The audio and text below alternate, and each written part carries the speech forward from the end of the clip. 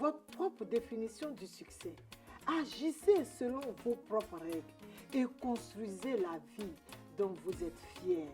J'affectionne particulièrement cette citation de Anne Sweeney, brillante femme d'affaires américaine qui a gravi les échelons pour imposer son leadership. Elle a compris que la femme ambitieuse n'attend pas que les opportunités frappent à sa porte, mais elle se crée ses propres opportunités. Bonjour à toutes, bonjour à tous.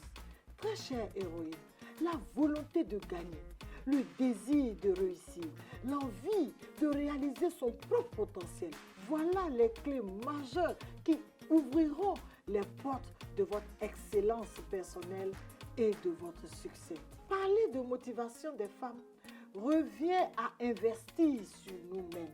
La femme a besoin d'avoir une confiance absolue en elle-même et travailler dur pour se réaliser, quelle que soit son appartenance sociale. Aujourd'hui, les femmes sont devenues de plus en plus un atout majeur pour le développement économique en Côte d'Ivoire et, je dirais, même en Afrique.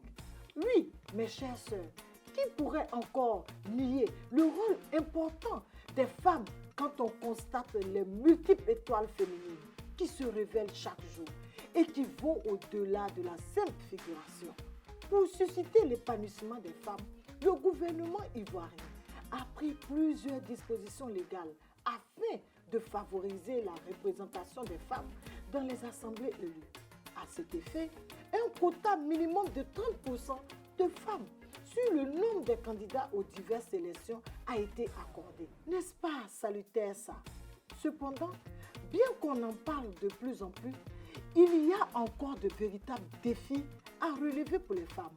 Les femmes, les premières concernées, doivent se débarrasser des barrières culturelles et déployer encore plus d'efforts sur le terrain.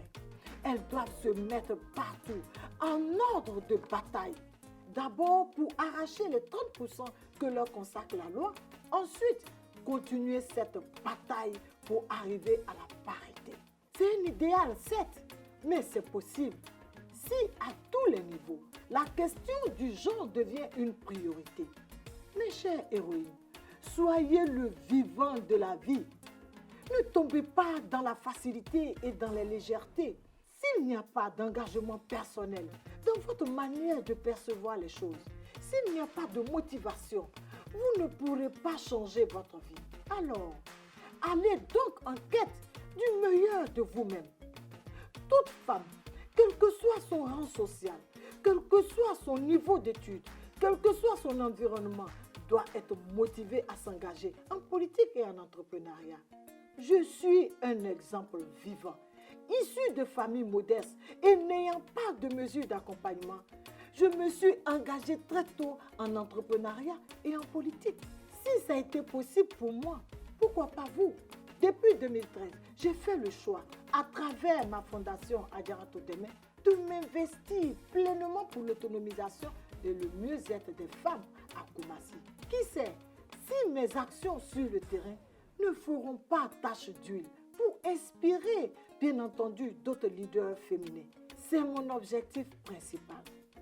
À ce propos, Martin Luther King disait « Avoir la foi, c'est monter la première marche, même quand on ne voit pas tout l'escalier. » C'est pourquoi, mes chères héroïnes, osons foncer, car le possible commence toujours par un tout petit pas.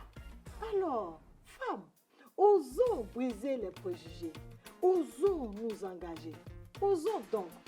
N'oubliez pas de continuer de vous abonner à mes différentes plateformes et de partager mes liens, car le leadership féminin, dit-on, est d'abord et avant tout une question de partage. Retrouvez-moi le jeudi prochain pour un autre numéro du rendez-vous de l'honorable Adjaratou. Je vous remercie et à bientôt.